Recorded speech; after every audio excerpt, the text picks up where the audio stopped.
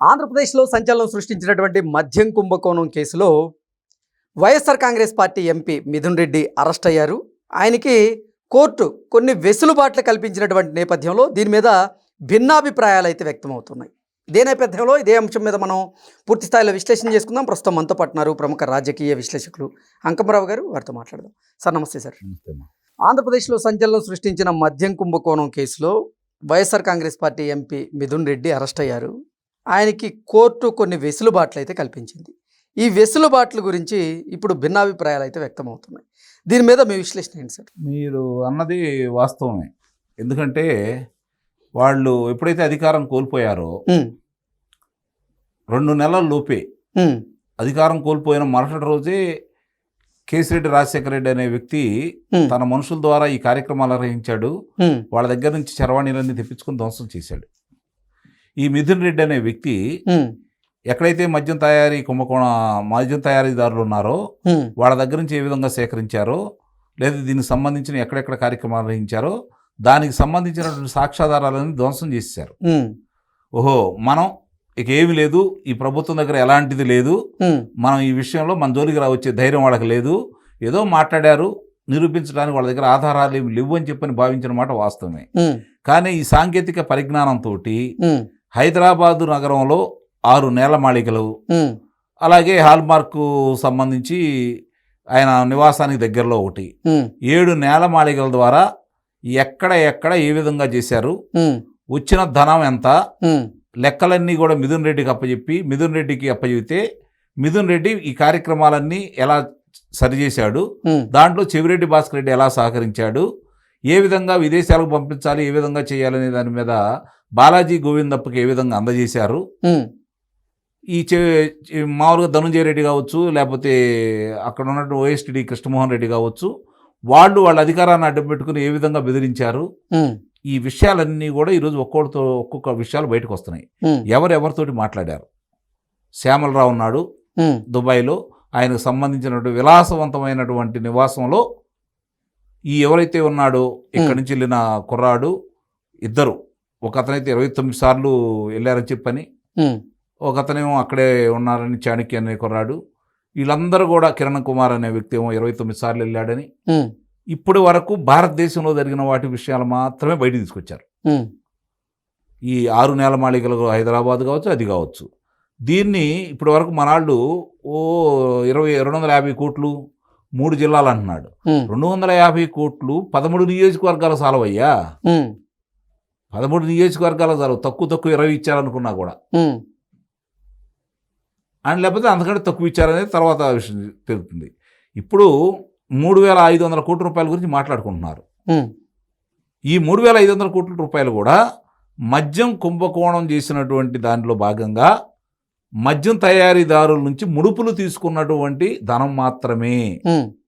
మద్యం అమ్మకాలలో దీనికి సంబంధం లేదు, ఇది ఒకటి గుర్తించాలి. ఎందుకంటే మద్యం అమ్మింది వాళ్లే కదా, బయటళ్ళు కాదు కదా, ప్రభుత్వమే కదా నడిపింది, వాళ్ళ మనుషులే కదా అక్కడ ఉంది, వాళ్ళ కార్యకర్తలనే కదా నియమించింది, దానికి లెక్కపత్రాలు లేవు కదా, దానికి సంబంధించిన నగదు రహితంగా అయితే చేయలేదు కదా, నగదు మాత్రమే తీసుకున్నారు కదా. కాబట్టి ఇక్కడేం జరిగింది, ఇప్పుడు వాస్తవాలన్నీ బయటకు తీసుకొచ్చారు.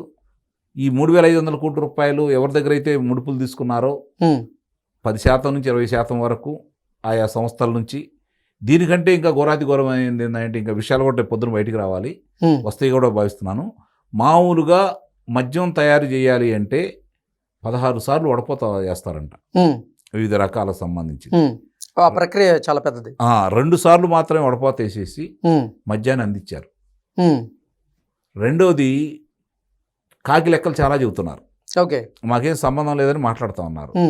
ఏ సంబంధం లేకుండానే ఇంతమంది అధికారుల్ని న్యాయస్థానం ఆధారాలు చూయించకుండా, న్యాయస్థానం ముందు ఇన్నిసార్లు వాళ్ళు వెలుసుబాటు కావాలని చెప్పి న్యాయస్థానాలు తలుపు తడుతూ ఉంటే తిరస్కరిస్తాయా?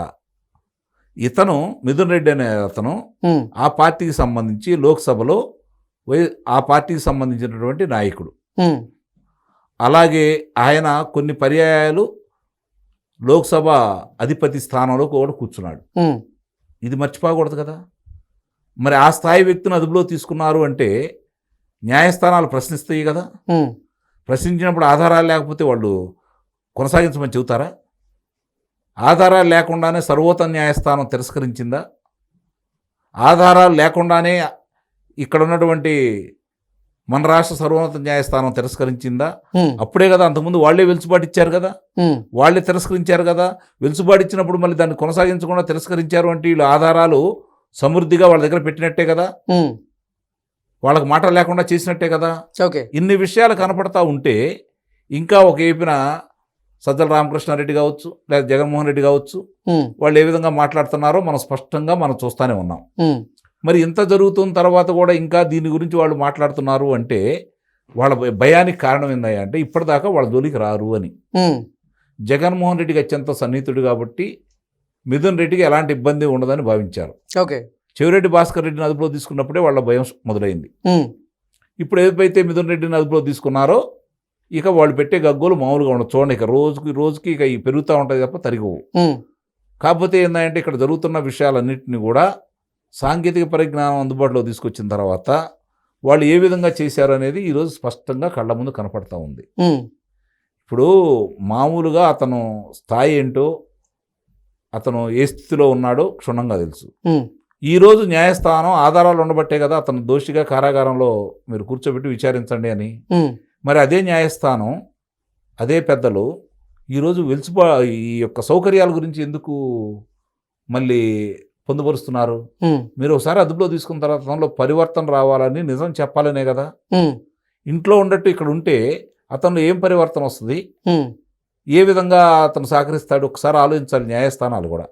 ఇది కూడా డబ్బుండ వాళ్ళకి మాత్రం ఎందుకు, డబ్బు లేని వాళ్ళకి ఎందుకు జరుగుతుంది ఇలా, రాజకీయ పదవులు ఉన్న వాళ్ళకి మాత్రం ఎందుకు జరుగుతుంది ఇలా, ఒక్కసారి కూడా ఆలోచించుకోవాలి. అంటే వాళ్ళు అలాంటి చోట ఏర్పాట్లు చేసిన కాడ వయసు రీత్యానో లేకపోతే అనారోగ్యంగా ఇబ్బందిగా ఉన్న వాళ్ళకు సౌకర్యాలు కల్పించమని మాత్రమే చెప్తారు.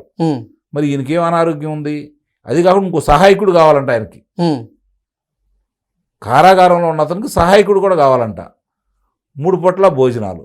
ఇప్పుడు మామూలుగా అక్కడ ఉన్నటువంటి సౌకర్యాలు సరిగ్గా లేకపోతే అరే మనకేం కర్మ పట్టిందిరా, మనం ఏ స్థాయిలో ఉన్నాము, ఇక్కడికి వచ్చి ఈ కర్మ ఏంటి, మనం చేసిన తప్పు ఇది కదా, కాబట్టే కదా మనం ఇట్లా ఇబ్బంది పడుతున్నాము, ఈ తప్పు మనం ఎందుకు చేయాలి, న్యాయస్థానం ముందు పొరపాటు జరిగిందని ఒప్పుకుందాం, శిక్షణ తప్పిస్తారు, భవిష్యత్తులో ఇలాంటి చేయకూడదు, మన చేతిలో డబ్బు ఉందని అధికారం ఉందని అహంకారంతో విర్రవీగితే ఇక్కడికి వచ్చిన తర్వాత పరిస్థితి ఏందో చూస్తున్నాం. కాబట్టి వాళ్ళు పరివర్తన కావాలని చెప్పని అలాంటి కారాగారంలో అలాంటి కార్యక్రమాలు నిర్వహిస్తూ ఉంటారు. అయినా సరే వాళ్ళకి అన్ని సౌకర్యాలు ఏర్పాటు చేసిన తర్వాత వాళ్ళలో పరివర్తన ఎలా వస్తుంది, ప్రభుత్వానికి ఎలా సహకరిస్తారు, విచారణ సంస్థలకు ఎలా సహకరిస్తారు, సహకరించరు కదా. ఇది న్యాయమూర్తులు కూడా ఒకసారి ఆలోచించుకోవాలి. ఓకే. అన్నప్పుడు అతను అక్కడ దాకా ఎందుకు తీసుకెళ్లాలా? ఇంతమంది వాహనాల్లో తీసుకెళ్ళి రాజమండ్రి వెళ్ళి తీసుకుని వచ్చి మళ్ళీ విచారణకు పిలిపించుకునే దానికంటే పక్కనే ఉన్నటువంటి 5 నక్షత్రాల పలహారశాలలో ఆయన కూర్చోబెడితే సరిపోయింది కదా, ఏ గొడవ ఉండదుగా. ఇది ఆలోచించుకోవాలి. Okay, right. Okay sir, thank you so much. Thank you.